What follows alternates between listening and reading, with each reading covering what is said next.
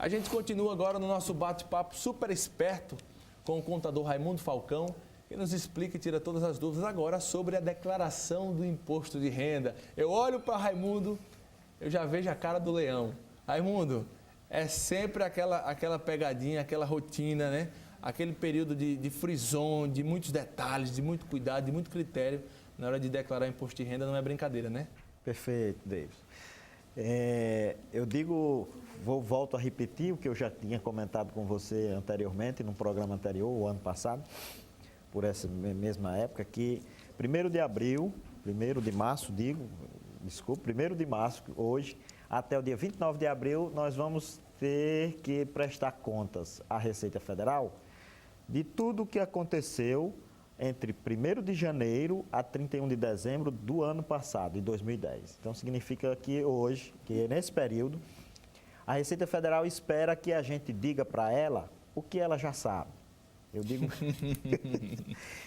digo muito que a Receita Federal hoje tem praticamente sua declaração prontinha. E um futuro próximo a gente vai receber ela prontinha somente para a gente dizer que está ok, aceito.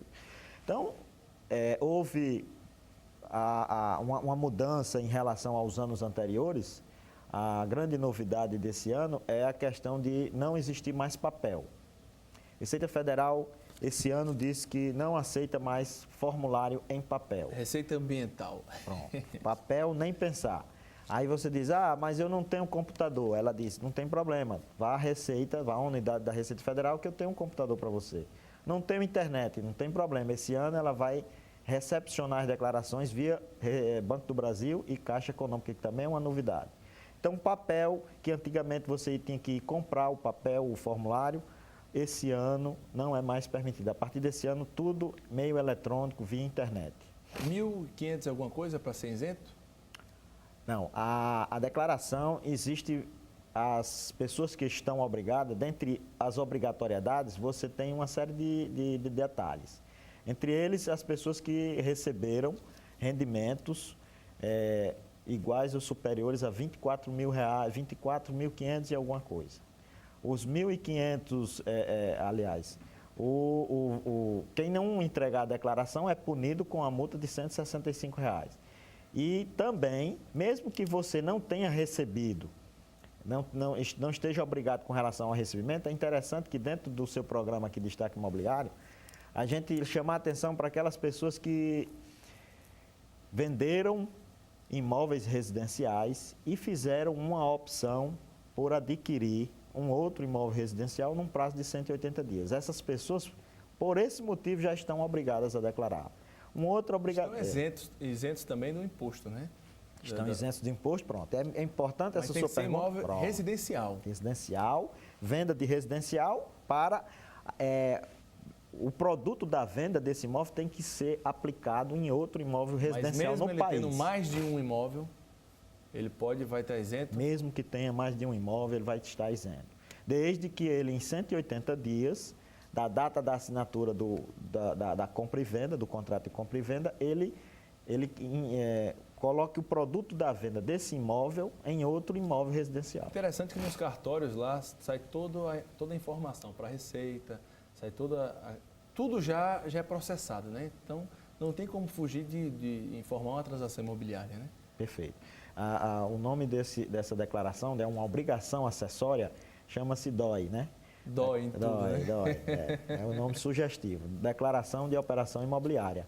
Essa declaração, ela é obrigatória e o cartório que não apresentar essa declaração corre penas de pagar uma multa de R$5 mil.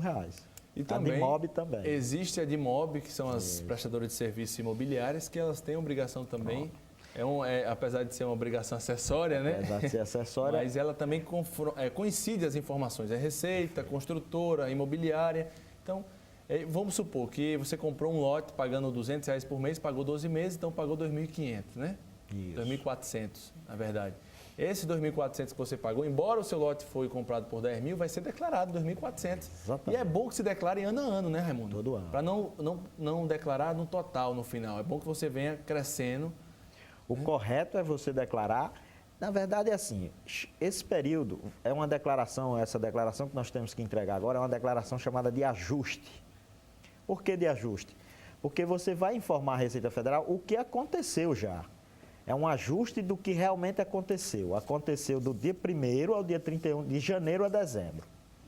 Então, significa dizer que no ajuste, você tem que necessariamente apresentar à Receita Federal a informação que na realidade aconteceu e que a Receita Federal já detém de muitas dessas informações através dessas obrigações acessórias. De MOB, DIF, aí vem e por aí vem. Uma série de outras declarações que eu nem me recordo o nome de todas porque são demais. A dona Maria Bezerra, da Abolição 2, ela faz a seguinte pergunta. Obrigado, dona Maria, pela audiência. Sou aposentada e recebo o valor de um mínimo, salário mínimo, provavelmente. Isso. Tenho uma casa no meu nome, tenho que declarar ou sou isenta? O valor da compra da casa é de 60 mil. Como é que uma pessoa assalariada tem condições de comprar uma casa de 60 mil reais? Há esse conflito, né, da Receita, qual o entendimento da Receita, como solucionar essa questão? Existe a possibilidade de uma herança, ela pode ter recebido de herança, ela pode ter adquirido essa casa que custou 60 mil, financiada ao longo de vários meses. Ela pode ter comprado, ter sido o nome dela, mas está sendo paga por um filho. Quer dizer, são várias as situações. Mas eu digo que pelo valor de 60 mil, ela não está obrigada, porque a Receita Federal, desde o ano passado, aumentou o limite de patrimônio para 300 mil.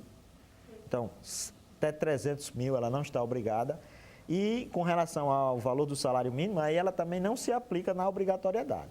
No entanto, a questão de você estar obrigado e você querer optar por declarar também não impede você declarar. Mesmo que você não esteja obrigado, às vezes é até melhor, eu até oriento alguns clientes que façam sua declaração no imposto de renda. Importante o que você falou, Raimundo, porque as pessoas têm um receio, têm um medo danado de fazer a declaração do imposto de renda e vale salientar que muitas dessas pessoas que não declaram são autônomas ou pessoas que não têm interesse, precisam fazer um financiamento. Isso. E um dos documentos importantíssimos na hora de fazer um financiamento é a declaração do imposto de renda. E a pessoa às vezes vai ter que pagar a multa de R$155. Então é bom que já esteja preparado, bom que as coisas já estejam corretas para que na hora da necessidade já esteja pronto, né? Isso. As oportunidades chegam e passam, às vezes você está despreparado, não abraça a oportunidade. Né? Sem dúvida. E a Receita Federal, ela vem com esse banco de dados ao longo de um tempo. Então, ela verifica a sua evolução patrimonial. Então, por isso que é importante, olha, só para você ter uma ideia do que você falou, Davis, eu tenho alguns clientes, é interessante isso que eu vou contar aqui, eu tenho alguns clientes com idade em torno de 60, 70 anos, que isso, inclusive, você percebe claramente quando você entra no site do Tribunal Superior Eleitoral, que a declaração dos políticos estão lá estampadas, é a obrigação. E esse ano eu até... Uma parte, né? Não, mas é importante a gente esclarecer isso aqui, por quê? Esse ano, inclusive, disseram, dos candidatos que concorreram os maiores patrimônios. João Maia, Felipe Maia. Aí o Felipe Maia tem patrimônio maior do que o pai. Rosalba Ciarlina, atual governadora, tem um patrimônio ínfimo, mas tem que a gente saber o quê? Por quê? Porque o patrimônio do casal é declarado na declaração de um dos cônjuges. Por exemplo, imóveis, você não pode declarar Então, o patrimônio da governadora deve estar declarado na declaração do esposo dela. E tem um aspecto seguinte, por que é que o caso de José Agripino tem um patrimônio menor do que o de Felipe Maia? Veja só, você tem que declarar o seu patrimônio pelo custo original. Esse exemplo da dona Maria que ligou agora aí, ela comprou essa casa que ela tem de 60 mil, mas vai que ela valorizou 200, 300 mil reais, ela tem que declarar por quanto? Por 60. É o caso de José Agripino, ele deve ter patrimônio imobiliário. Os políticos que declararam, que a gente percebe que eles têm um patrimônio elevado, você pode ver na relação, é dinheiro. É dinheiro aplicado. Quando é patrimônio, o valor está lá embaixo. Você não pode colocar pelo valor que ele vale hoje. Não pode, você tem que colocar pelo valor. Agora, no dia que você vender, você vai acertar a conta com o Fiquei com pena de Garibaldi, rapaz. Ministro da Previdência e o salário. Mas brincadeira. É isso. Olha, Raimundo, agradeço demais a sua vinda aqui, né? Você já tem a credencial, a gente tem essa amizade já saudável. E deixa aí o convite já para o próximo ano, né, gente? É só um start para que você se atente, busque mais informações e trate de fazer essa declaração de imposto de renda bem direitinho, porque não tem nada melhor do que fazer as coisas certas, né, Raimundo? Perfeitamente. Obrigado, viu? Porque muito obrigado pelo convite. O tempo passa rápido. Nós vamos num breve intervalo. Na volta tem matéria bacana sobre o método construtivo lá da empresa Bibi Incorporações. Não sai daí não, a gente volta rapidinho.